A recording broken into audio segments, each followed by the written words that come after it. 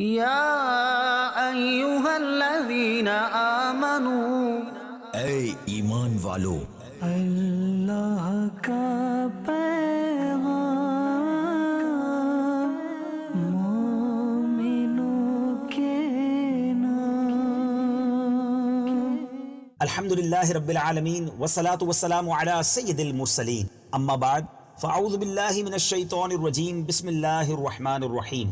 الصلاة والسلام علیک یا رسول اللہ وعلی آلک واصحابک یا حبیب اللہ، الصلاة والسلام علیک یا نبی اللہ وعلی آلک واصحابک یا نور اللہ۔ میٹھے میٹھے اسلامی بھائیوں اور مدنی چینل کے ناظرین، سلسلہ ہے اللہ کا پیغام مومنوں کے نام۔ ایک اور آیت قرآنی، اس کا ترجمہ اور تفسیر صراط الجنان سے کچھ مدنی پھول لے کر حاضر ہوئے ہیں۔ آئیے سب سے پہلے قرآن پاک کی یہ خوبصورت آیت کی تلاوت سنتے ہیں۔ یا ایہا الذین آمنوا لا تحرموا طیبات ما احل اللہ لکم ولا تعتدوا ان اللہ لا يحب المعتدین۔ جی مدنی چینل کے ناظرین، 7واں پارہ ہے سورہ المائدہ، آیت نمبر 87۔ آئیے اب اس کا ترجمہ سنتے ہیں۔ اے ایمان والو، حرام نہ ٹھہراؤ وہ ستھری چیزیں کہ اللہ نے تمہارے لیے حلال کی، اور حد سے نہ بڑھو، بے شک حد سے بڑھنے والے اللہ کو ناپسند ہیں۔ اب آئیے اس کا شان نزول سنتے ہیں۔ صحابہ کرام علیہ رضوان کی ایک جماعت پیارے آقا علیہ الصلوۃ والسلام کا جب انہوں نے واعظ سنا تو ایک روز حضرت عثمان بن مدعون رضی اللہ تعالیٰ عنہم کے یہاں وہ جمع ہوئے، اور انہوں نے آپس میں ترک دنیا کا عہد کر لیا، آپس میں وعدہ کر لیا کہ، اور اس بات پر اتفاق کیا کہ اب وہ ٹاٹ کا لباس پہنیں گے، ہمیشہ دن میں روزے رکھیں گے، اور ساری رات عبادت الہی میں گزاریں گے، بستر پر نہ لیٹیں گے، گوشت اور چکنائی نہ کھائیں گے، عورتوں سے جدا رہیں گے، نیز خوشبو بھی نہیں لگائیں گے۔ اس پر یہ آیت کریمہ نازل ہوئی اور انہیں اس ارادے سے روک دیا گیا۔ اس آیت کا معنی یہ ہے کہ اے مسلمانوں، جن حلال چیزوں کی طرف تمہارا دل مائل ہوتا ہے ان کی لذت حاصل کرنے سے اپنے آپ کو منع نہ کرو۔ جس طرح عیسائیوں کے علماء راہبوں نے کھانے پینے کی عمدہ چیزیں اور لذیذ چیزوں کو اور عورتوں کو اپنے اوپر حرام کر لیا، اور بعض نے اپنے آپ کو گرجوں میں مقید یعنی قید کر لیا، اور بعض سیاحت کرنے لگے، تو اے مسلمانوں تم ان کی طرح حد سے نہ بڑھنا۔ سبحان اللہ، کتنا خوبصورت ہمارا مذہب ہے اور کیا پیاری تعلیمات ہیں۔ میٹھے میٹھے اسلامی بھائیوں، احادیث مبارکہ میں اس طرح کے بہت سے واقعات ہیں جس میں نبی پاک علیہ الصلوۃ والسلام نے اعتدال کا حکم دیا اور عبادت کرنے میں خود کو بہت زیادہ تکلیف میں ڈالنے سے منع فرمایا۔ ام المومنین حضرت عائشہ صدیقہ رضی اللہ تعالی عنہا فرماتی ہیں، رسول اکرم صلی اللہ تعالی علیہ وسلم ان کے پاس تشریف فرما تھے۔ اس وقت حضرت حولہ رضی اللہ تعالی عنہا ان کے پاس سے گزری تو حضرت عائشہ رضی اللہ تعالی عنہا نے نبی پاک علیہ الصلوۃ والسلام سے عرض کی، یہ حولہ ہیں، لوگ کہتے ہیں کہ یہ رات بھر نہیں سوتی۔ پیارے آقا علیہ الصلوۃ والسلام نے ارشاد فرمایا، رات بھر نہیں سوتی؟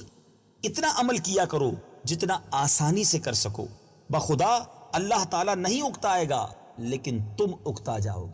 اسی طرح حضرت عبداللہ بن عمرو بن عاص رضی اللہ تعالیٰ عنہ فرماتے ہیں، میں ہمیشہ روزے رکھتا تھا اور ہر رات قرآن مجید کی تلاوت کیا کرتا تھا۔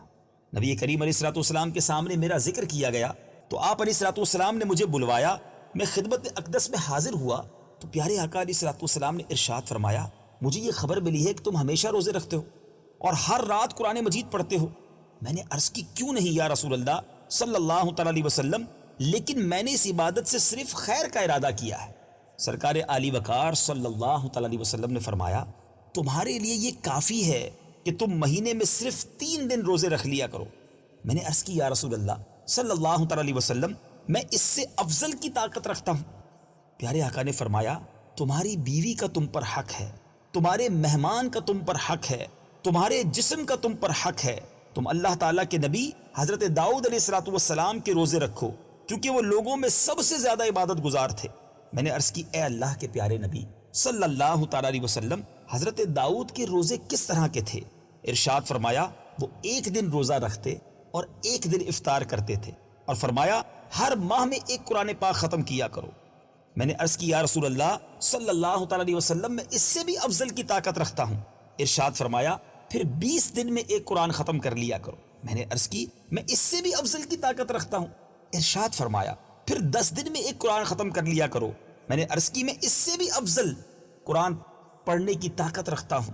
ارشاد فرمایا پھر 7 دن میں ایک قرآن کریم ختم کر لیا کرو اور اس سے زیادہ اپنے آپ کو مشقت میں نہ ڈالو کیونکہ تمہاری بیوی کا بھی تم پر حق ہے, تمہارے مہمان کا بھی تم پر حق ہے اور تمہارے جسم کا بھی تم پر حق ہے. اللہ اکبر, کیا خوبصورت مذہب ہے, کیا اعتدال والا دین ہے, کتنا بیلنس ہمارا مذہب ہے. سبحان اللہ. میٹھے میٹھے اسلامی بھائیوں, اس آیت کریمہ اور ان احادیث طیبہ سے کیا سیکھنے کو ملتا ہے کہ اسلام دین فطرت ہے, وہ توسط اور اعتدال کا تقاضا کرتا ہے اور اس میں افراط و تفریط ممنوع ہے, مذموم ہے. اس طرح اسلام میں سخت اور مشکل عبادات مطلوب نہیں بلکہ اسلامی احکام میں نرمی, ملائمت, سہولت اور آسانی مرغوب ہے. اسلام کا کوئی حکم خلاف فطرت نہیں. اسلام میں ترک لذائذ, سخت ریاضات اور عبادات شاقہ ممنوع ہیں. مصنوعی زاہدوں اور جعلی صوفیوں نے جو خود ساختہ شریعت وضع کر لی ہے اس کا اسلام میں کوئی ثبوت نہیں ہے. نیکی اور فضیلت حاصل کرنے کا اصل اور صحیح طریقہ یہ ہے جس پر میرے آقا علیہ الصلوۃ والسلام نے عمل کیا, جو راستہ ہمارے لیے انہوں نے مقرر کیا, جس طریقے پر صحابہ کرام علیہم الرضوان اور تابعین رضوان اللہ تعالی علیہم اجمعین نے عمل کیا. سبحان اللہ. اچھا, افضل کیا ہے؟ یہ بڑا اہم سوال ہے کہ کبھی نفس کے جائز تقاضوں کو پورا کرے اور کبھی نہ کرے. سبحان اللہ. ذرا اس کی تفصیل سمجھیے گا. اگرچہ اس آیت میں دیے ہوئے اللہ کے حلال رزق سے کھانے کا ذکر ہے لیکن اس کا معنی یہ ہے کہ اللہ تعالیٰ کی دی ہوئی تمام نعمتوں سے بہرہ اندوز یعنی فائدہ اٹھانے والا ہو. اس میں کھانے پینے کے علاوہ لباس, سواری, مکان, ازدواج کی نعمتیں یہ سب شامل ہیں اور بالخصوص کھانے پینے کی نعمتوں کا اس لیے ذکر فرمایا کہ یہ انسان کی اولین اور بنیادی ضرورت ہے. کھانے اور لباس میں لذیذ اور مرغوبات سے متعلق بھی علماء کے مختلف اقوال ہیں. بعض علماء کا نظریہ یہ ہے کہ ان کو ترک کرنا یعنی لذیذ کھانوں کو ترک کرنا, ان سے دور رہنا افضل ہے تاکہ انسان نفسانی خواہشوں کا غلام نہ بن جائے.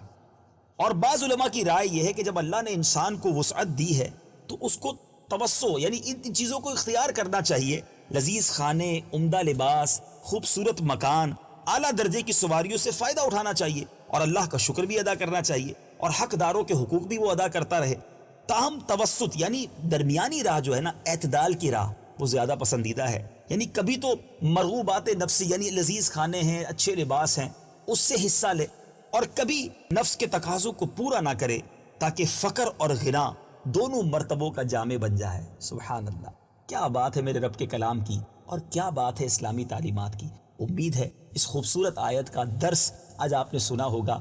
ہمیں فقط خواہشوں کا غلام بھی نہیں بننا مگر جو رب نے ہمارے لیے حلال کہا ہے, حلال قرار دیا ہے, اس کو استعمال بھی کرنا ہے, اس سے متمتع بھی ہونا ہے اور اللہ کی نعمتوں کا شکر بھی ادا کرنا ہے. میرے آقا کا انداز کیا تھا؟ نبی پاک علیہ الصلوۃ والسلام کو گھر میں جو مل جاتا وہ آپ کھا لیتے تھے. کبھی گوشت اور میٹھی چیزوں کی طرح عمدہ اور لذیذ طعام بھی تناول فرماتے اور کبھی بہت سادہ کھانا کھاتے.